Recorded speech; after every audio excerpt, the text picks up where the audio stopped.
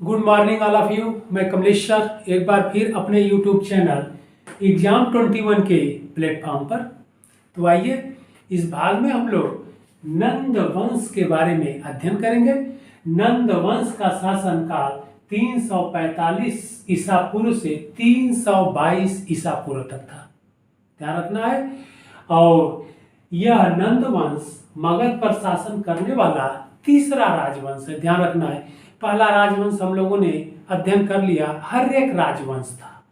दूसरा राजवंश शिशुनाग वंश था, ध्यान रखिएगा। और यह तीसरा राजवंश नंद वंश। ओके, तो पीछे के दोनों राजवंशों का आप लोग अध्ययन कर लीजिएगा। अगर कोई प्रॉब्लम हो तो आप इस नंबर पर हमसे संपर्क कर सकते हैं 76180253 और 04, ध्यान रखिएगा आप लोग। और आप व्हाट्सअप भी कर सकते हैं, मैसेज भी सेंड कर सकते हैं, या फिर कांटेक्ट भी कर सकते हैं। कोई क्वेश्चन हो वह पूछ भी सकते हैं। आप लोगों की सुविधा के लिए हमने ये कांटेक्ट नंबर उपलब्ध करा दिया है। तो आइए हम लोग देखते हैं तीसरा राजवंश मगध पर जो शासन किया यह नंद वंश है, ध्यान रखना है। और यह 345 से 322 ईसा पूर्व तक है। कहीं कहीं आप लोग 344 ईसा पूर्व से 323 ईसा पूर्व पाएंगे। तो एक साल का अंतर हो जाता है। क्यों? आप लोगों को पिछले क्लास में हमने बताया कि जैन धर्म या जैन अनुश्रुतियों के अनुसार और बौद्ध अनुश्रुतियों के अनुसार वर्ष में एक दो वर्ष का या एक दो साल का अंतर आ जाता है। तो यह पुराणों के अकॉर्डिंग है, आप लोग ध्यान रखिएगा। इसीलिए जो आपसे एग्जाम में पूछा जाता है पुराणों के अकॉर्डिंग, वही डेट हम आप लोगों को बता रहे हैं। इस बात को आप ध्यान रखिएगा। तो तीसरा वंश नंद वंश है। तो फिर आइए हम लोग देखते हैं कि नंद वंश की स्थापना इस मगध पर किसने किया। तो शिशुनाग वंश को समाप्त कर इस नंद वंश के राजाओं ने इस मगध पर नंद वंश की स्थापना किया, जिसमें महानंदिन ने नंद वंश की स्थापना की। तो ध्यान रखिएगा, महानंदिन नामक व्यक्ति का जो सर्वप्रथम नाम मिलता है कि महानंदिन नामक व्यक्ति ने नंद वंश की स्थापना मगध पर किया। तो यह बात सत्य नहीं है, क्योंकि इसकी ऐतिहासिकता नहीं मिल पाती है।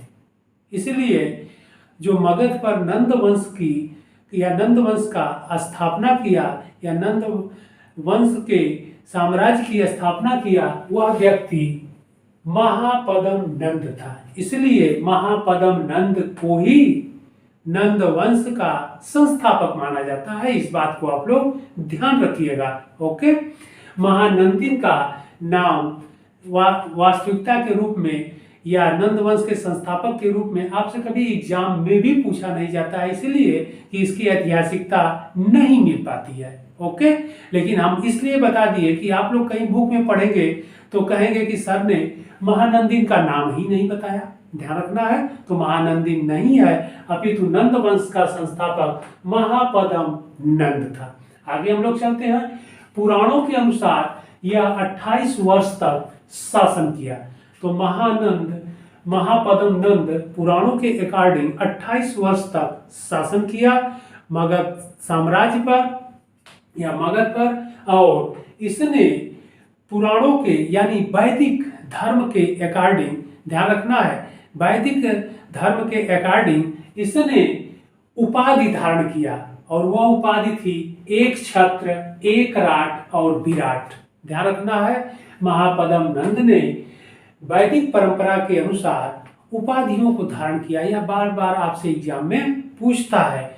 और वह उपाधि थी एक छत्र, एक राट और विराट जैसी उपाधियां इसने धारण किया। इसके अलावा आपको बता देते हैं, आप लोग लिख लीजिएगा, यहाँ हमने लिखा नहीं तो मिस हो गया, लेकिन मैं बोल देता हूँ, आप लोग ध्यान रखिएगा कि उपाधि एक छत्र, एक राट और विराट की उपाधि तो धारण किया, ठीक है। इसके अलावा सर्व छत्रात्मक की उपाधि, ध्यान रखिएगा, सर्व छत्रात्मक की उपाधि इसने धारण किया। सर्व छत्रात्मक से तात्पर्य होता है क्षत्रियों का नाश करने वाला, ओके, ध्यान रखिएगा, यह एग्जाम में कई बार पूछा गया है यह टर्मोलॉजी कि सर्व छत्रांतक की उपाधि किसने धारण किया, तो महापद्म नंद ने धारण किया, और इसका अर्थ होता है क्षत्रियों का नाश करने वाला। इस बात को ध्यान रखिएगा। और पुराणों में ध्यान रखिएगा, पुराणों में महापद्म नंद को परशुराम का अवतार बताया गया है। इस बात को ध्यान रखिएगा कि किसे परशुराम का अवतार कहा जाता है या कहा गया है, तो वह है महापद्म नंद को। ओके, बहुत इंपॉर्टेंट सारे पॉइंट बता रहे हैं, टू दी पॉइंट, जो आपके एग्जाम में पूछे जाते हैं या एग्जाम के दृष्टिकोण से बहुत ही इंपॉर्टेंट है। ओके, आगे हम लोग चलते हैं। अगला पॉइंट है, इसने पांचाल, शूरसेन, कुरु तथा अस्मक क्षेत्र पर अधिकार कर लिया। तो पहला क्या रहा है, पांचाल, ध्यान रखना है आप लोग। तो पांचाल यहाँ पर आपका उत्तर प्रदेश में बरेली से लेकर के दिल्ली तक के क्षेत्रों के पर पड़ता है। पांचाल पर इसने अधिकार किया। इसके बाद पांचाल को पर अधिकार विजय प्राप्त किया। इसके बाद कुरु जो है हरियाणा दिल्ली, इस पर अधिकार किया, इसे अपने साम्राज्य में मिला लिया। इसके बाद अगला साम्राज्य है शूरसेन, ध्यान रखना है, शूरसेन मथुरा का क्षेत्र, शूरसेन पर इसने आक्रमण किया, इसे अपने साम्राज्य में मिला लिया। इसके अलावा अस्मक दक्षिण भारत में था, यानी दक्षिण भारत से तात्पर्य है महाराष्ट्र के क्षेत्र में। 16 महाजनपद में आप लोगों को पढ़ा चुके हैं, 16 महाजनपद में अस्मक सबसे दक्षिणी महाजनपद था। ध्यान रखिएगा, महाराष्ट्र में पड़ता था अस्मक। इसे भी विजित करके अपने साम्राज्य में, अस्मक जो गोदावरी नदी के किनारे स्थित था और यह वर्तमान महाराष्ट्र राज्य में पड़ता है, तो अस्मक जनपद महाजनपद पर भी या अस्मक क्षेत्र पर भी आक्रमण कर इसे विजित कर लिया और अपने साम्राज्य में मिला लिया। इस प्रकार मगध साम्राज्य की सीमाओं में तेजी से विस्तार इसने किया। ठीक है, इस प्रकार यह साम्राज्यवादी शासक था और अपने साम्राज्य का विस्तार किया, और अपने साम्राज्य के विस्तार करने के दौरान इसने पांचाल को, कुरु को, शूरसेन को और अस्मक को आक्रमण करके अपने साम्राज्य में मिला लिया या अपने साम्राज्य के अधीन कर लिया। बहुत इंपॉर्टेंट है, ध्यान रखिएगा आप लोग। अगला पॉइंट है, हाथी गुंफा अभिलेख में इसे कलिंग का विजेता बताया गया है। हाथी गुंफा अभिलेख में इसे कलिंग का विजेता बताया गया है। कलिंग उड़ीसा के क्षेत्र में पड़ता था, आज भी पड़ता है। कलिंग का इसे विजेता बताया गया है, यानी मगध का यह पहला राजा है जिसने कलिंग पर, यानी दक्षिण भारत में कलिंग पर आक्रमण किया, यानी दक्षिण पूर्वी क्षेत्रों में इसने आक्रमण किया। इस बात को आप लोग ध्यान रखिएगा, बहुत इंपॉर्टेंट है। तो कलिंग का विजेता बताया गया है, और यह कलिंग से भगवान ऋषभनाथ की प्रतिमा उठाकर मगध ले गया। कलिंग पर आक्रमण किया और कलिंग से भगवान ऋषभनाथ से तात्पर्य आप लोगों को पढ़ा चुके हैं, जैन धर्म के प्रथम तीर्थंकर। ओके, जैन धर्म के प्रथम तीर्थंकर की प्रतिमा को उठाकर, यानी मूर्ति को उठाकर कलिंग से मगध ले गया। बहुत इंपॉर्टेंट पॉइंट है, हमेशा एग्जाम में पूछा जाता है, ध्यान रखिएगा। अगला पॉइंट है, इसने यानी महापद्म नंद ने मगध में तीनसूली नहर, ध्यान रखिएगा बहुत इंपॉर्टेंट है, तीनसूली नहर का निर्माण कराया। ओके, कि इसने मगध में तीनसूली नहर का निर्माण कराया। अगला पॉइंट है इंपॉर्टेंट, इसके दरबार से तात्पर्य महापद्म नंद के, ठीक है, दरबार में यानी कोर्ट में पाणिनि रहता था। पाणिनि विद्वान थे, पाणिनि रहता था जिसने अष्टाध्यायी नामक ग्रंथ की रचना की। ध्यान रखिएगा, बहुत इंपॉर्टेंट है, आपसे एग्जाम में हमेशा पूछा जाता है कि पाणिनि किसके दरबार में था, तो महापद्म नंद के दरबार में था, और इसने यह विद्वान था और इसने अष्टाध्यायी नामक ग्रंथ की रचना की।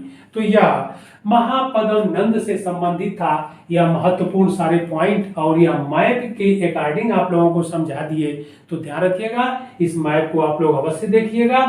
तो फिर अब हम लोग देखते हैं कि महापद्म नंद के पश्चात नंद वंश का कौन शासक हुआ। तो महापद्म नंद के पश्चात शक्तिशाली शासक के रूप में घननंद अथवा घनानंद का नाम मिलता है। पुराणों के अनुसार महापद्म नंद के कुल 8 पुत्र थे, लेकिन 8 पुत्रों का नाम नहीं मिल पाता है। यह भी नहीं मिल पाता है कि वह 8 पुत्र कितने कितने वर्ष तक शासन किए, ठीक है। लेकिन यह जरूर मिलता है कि महापद्म नंद के कुल 8 पुत्र थे, जिसमें घननंद अथवा घनानंद अंतिम राजा था। तो घनानंद अथवा घननंद नंद वंश का अंतिम शासक था या अंतिम राजा था। ध्यान रखना है, यह जैन धर्मावलंबी था। ओके, इंपॉर्टेंट पॉइंट है। अगला पॉइंट है, इसके समय में पश्चिमोत्तर क्षेत्रों पर सिकंदर, ध्यान रखिएगा, सिकंदर महान यानी सिकंदर का आक्रमण हुआ। उत्तर पश्चिम क्षेत्रों से तात्पर्य है यह सप्त संधव प्रदेश के क्षेत्रों में, ठीक है, क्योंकि सिकंदर चेनाब झेलम नदी तक आ चुका था, क्योंकि राजा पोरस को पराजित किया। भारतीय राजा अंबी उसके सामने नतमस्तक हो गए, यानी आत्मसमर्पण कर दिए, लेकिन पोरस आत्मसमर्पण नहीं किया। तो कहने का तात्पर्य, अगले टॉपिक में हम लोग सिकंदर को देखेंगे, तो इतना आप लोग अवश्य जान लीजिए कि सिकंदर जब भारत पर आक्रमण किया तो उस समय जो नंद वंश का राजा या भारत में या मगध पर नंद वंश के शासक या राजा शासन कर रहे थे, और जो शासक था वह घननंद था अथवा घनानंद। आपके एग्जाम के लिए बहुत इंपॉर्टेंट है, हमेशा पूछा जाता है, इस बात को ध्यान रखिएगा। तो इसके समय में पश्चिमोत्तर क्षेत्रों पर सिकंदर का आक्रमण हुआ, इस बात को आप लोग ध्यान रखिएगा। अगला पॉइंट है, यह नंद वंश का अंतिम राजा था। यह नंद वंश का अंतिम राजा था, घननंद अथवा घनानंद अंतिम राजा था, और इसे चंद्रगुप्त मौर्य पराजित कर, चंद्रगुप्त मौर्य कौटिल्य अथवा चाणक्य की सहायता से पराजित कर मगध पर एक नए राजवंश मौर्य साम्राज्य की स्थापना की। इस प्रकार नंद वंश का समापन या समाप्त हो गया। नंद वंश को समाप्त करने वाला मौर्य शासक चंद्रगुप्त मौर्य था। ओके, इस बात को ध्यान रखिएगा। इस प्रकार हम लोगों ने देखा कि इस मगध पर पहला राजवंश जो शासन किया वह हर्यक राजवंश था। उसके पश्चात दूसरा राजवंश जो शासन किया शिशुनाग वंश था, और तीसरा राजवंश जो शासन किया वह नंद वंश था। इस बात को ध्यान रखिएगा। कभी कभी इसके बाद फिर मौर्य वंश या की स्थापना हुई या मौर्य वंश के शासकों ने यहाँ पर शासन प्रारंभ हुआ। तो यह क्रम है, क्रम भी आप लोग ध्यान रखिएगा। आपसे एग्जाम में क्रम भी पूछ देता है कि मगध पर शासन करने वाले राजवंशों का क्रम क्या था। तो क्रम था हर्यक वंश या हर्यक राजवंश, नंबर 1 हर्यक राजवंश, नंबर 2 शिशुनाग वंश, नंबर 3 नंद वंश, और फिर इसके बाद मौर्य वंश आता है। फिर इसी तरह आगे हम लोग क्रम आगे बढ़ते चलेंगे। तो यह क्रम जो आपसे एग्जाम में पूछता है, आप इसको ध्यान रखिएगा, बहुत इंपॉर्टेंट चीज है या बहुत इंपॉर्टेंट है एग्जाम के दृष्टिकोण से। फिर हम लोग अगले टॉपिक में या अगले भाग में मिलते हैं। तब तक आप लोग इसको देखिए, पीछे के सारे वीडियो आप लोग देख लीजिएगा। अगर किसी को न मिल पाए तो आप लोग इस नंबर पर 76180253 और 04 पर हमसे संपर्क कर सकते हैं। ठीक है, आप लोग अच्छे से पढ़िए और आप लोगों को टू दी पॉइंट और साइंटिफिक तरीके से मैं पढ़ा रहा हूँ, चिंता आप लोग न करिएगा। आप लोग पढ़ेंगे, बहुत ही आनंद आएगा। क्यों आएगा? इसलिए आएगा कि आप देखेंगे कि एकदम साइंटिफिक तरीके से, वैज्ञानिक ढंग से आप लोगों को मैं हिस्ट्री पढ़ा रहा हूँ। ठीक है, जो और टू दी पॉइंट पढ़ा रहा हूँ, जो आपके एग्जाम के दृष्टिकोण से बहुत ही इम्पॉर्टेंट है। और मैं ज्ञान निःशुल्क दे रहा हूँ, आप लोग जन जन तक पहुँचाइए। सभी शिक्षित हो जाएं, सभी पढ़े, सभी आगे बढ़े। ओके, सभी कंपटीटर को, जितने प्रतियोगी छात्र हैं उनके तक आप लोग पहुंचाइए। और यह हमारा जो चैनल है एग्जाम 21, इसको आप लोग सब्सक्राइब कर लीजिएगा, अपने फ्रेंड्स को भी मैसेज दे दीजिएगा। और कि जो हमारा जो ये टॉपिक है आप लोगों तक आसानी से पहुंच जाए, वीडियो का नोटिफिकेशन आपको तुरंत मिल जाए। ओके, फिर हम लोग अगले भाग में मिलते हैं।